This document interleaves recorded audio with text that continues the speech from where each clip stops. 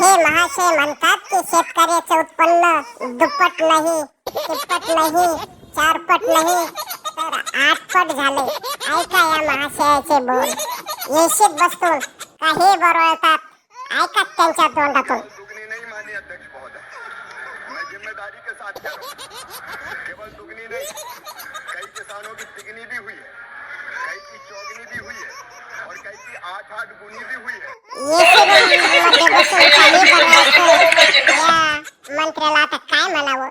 अरे 2014ला कापूस 10,000 रुपये होता, पण आता 7,000 झाला.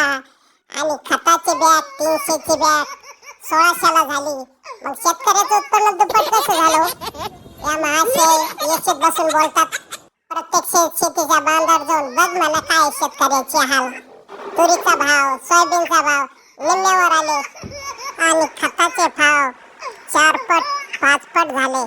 काय म्हणावं या मंत्र्यांना. यांनी तर लाजच सोडली.